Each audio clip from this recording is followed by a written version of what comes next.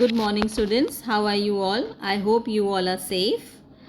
In your previous online class, you have learned about the teachings of Mahavira and the main doctrines of Jainism.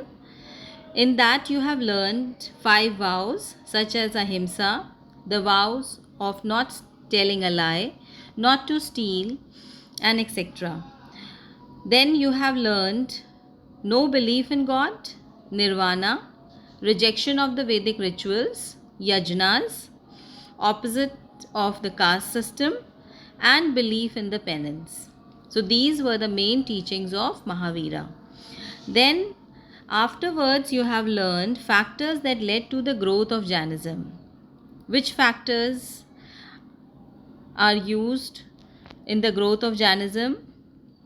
First point describes about simple doctrines, use common language of the people, strong religious order, royal patronage, they get the support from the royal families, and missionary zeal. Then you have learned causes of the decline of Jainism.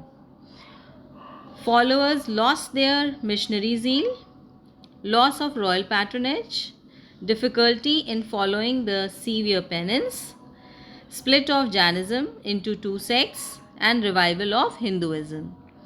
So in this way we had revised about our previous class. Today we will begin with the main differences between the Digambras and the Swetambras. Jain Digambras and Swetambras. Chandragupta Maurya believed to spend his last years in South India. The Jain tradition is not supported by any other authoritative source.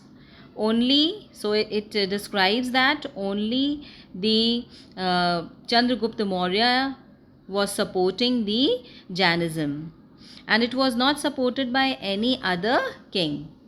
But it is beyond doubt that the influence of Jainism in South India was due to Bhadrabahu's preaching.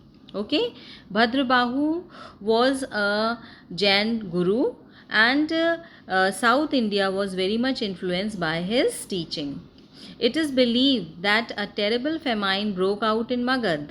Okay, a terrible famine came to Magad. During that time, Bhadrabahu with his followers went to Karnataka. Okay, he has left South India and he went to Karnataka, leaving Stulbhadra in charge of the Jain sect in Magad. So, Stulbhadra still stayed there, and Bhadrabahu left South India and moved to Karnataka. But after the famine, because famine was continued for 12 years, so after the famine, when the famine was ended, the emigrants means the Bhadrabahu and his followers came back to Magad. On their return from South India, the Jain found that the Jain monks had given up some of the basic doctrines and beliefs of Jainism. Means the Jains, those who were left in South India with Stulbhadra, they were not following that old doctrines, but they had made changes in the doctrines. So they had made their own rules. They were following their own rules.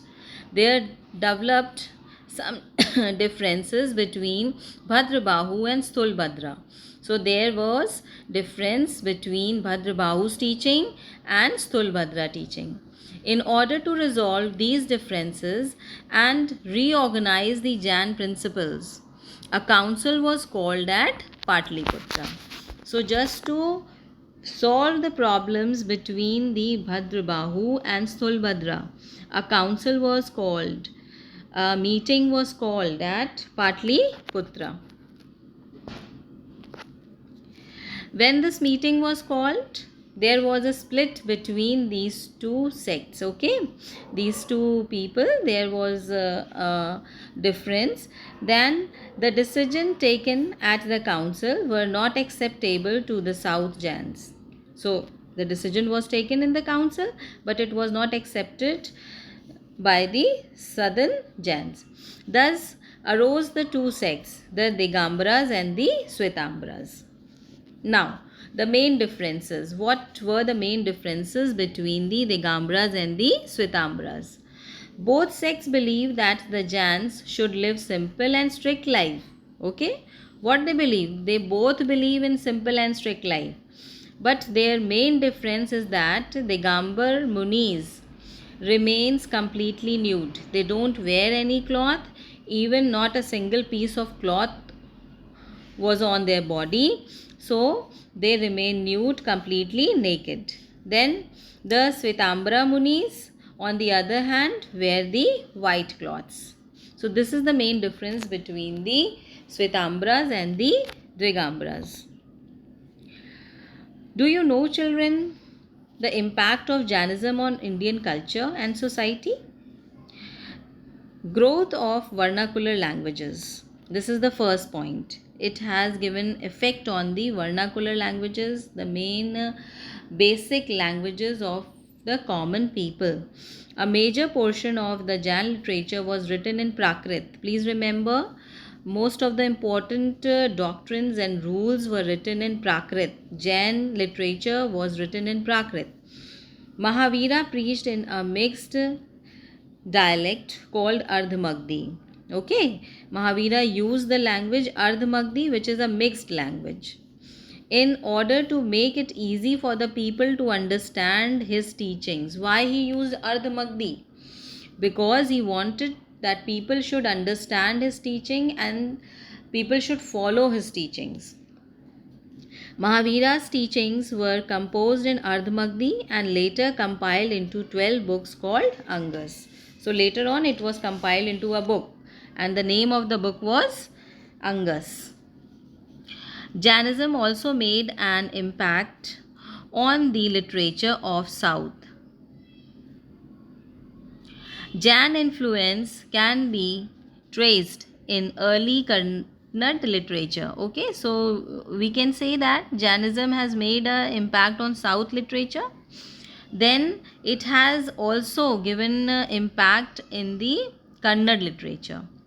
Now we will learn that how Jainism affected the art and architecture of India.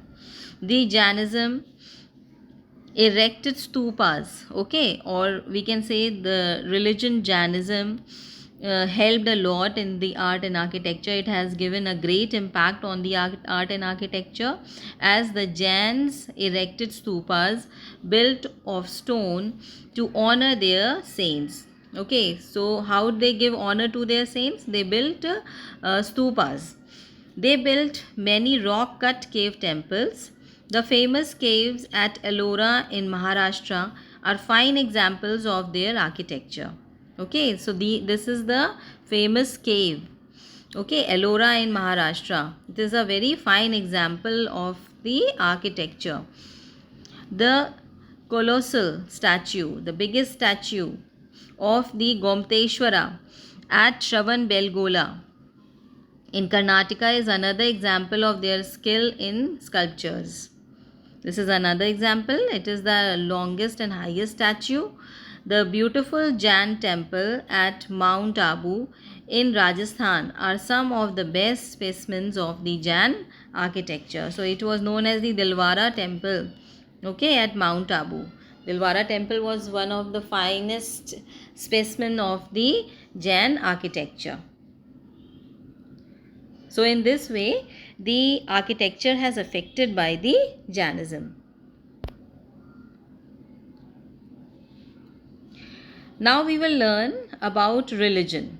The Jains were the first to make ahimsa or non-violence a rule of life. Such idols continued to affect our life from the generation to generation. Yes, from the old time till the new time. Okay, from our old generation till the new generation. These Jain ideas, these Jain principles are affected our life. We know how Gandhi gave back to Indians the pride in their own culture. So according to Mahatma Gandhi, the importance and value of our old culture, Mahatma Gandhi gave importance to the value of our old culture. He always gave importance to ahimsa and non-violence, as he said that they are the roots of our foundation of India. He says, follow good moral values which were taught many years ago by Mahavira. He always say this. So he gave importance to the old principles and teachings of Jainism, and he used these teachings as a weapon for freedom struggle. He stressed the importance of Satya and Ahimsa in all our actions. Means we should follow these things in our life. We should always follow these things to make our life easy, to make our life comfortable, and to help others. Now, social impact. Next point describes about social impact and the welfare of mankind. The teachings of Mahavira led his followers to pay more attention to humanitarian services, means helping each other, doing some good deeds for each other. They engage themselves in work, public utility by opening schools and hospitals. So these Jain gurus, these Jain teachers, they always engage themselves. They always make them busy in helping public, in helping common people by opening the schools and hospitals. They built a number of inns for the benefit of travelers. Okay, means they have built number of resting places for the travelers. So in this way you have completed the impact of Jainism on Indian culture and society. I have given you the assignment in which you have to complete the assignment on the given date. Please listen the video carefully, and if you want to make your own points, please make your own points according to the video. It will help you in completing the assignment. So the first question was, which king lives in South India during his last days? Name two South Jain gurus who spread the teachings of Jainism in South India. Third question, what happened at Patliputra? Fourth, how did the two sects of Jainism arose? Fifth, name the two sects of Jainism. Sixth, what was the main difference between the two sects? Seventh, throw light on the growth of vernacular languages. Eighth, describe the art and architecture related to Jainism. Ninth, explain the term non-violence.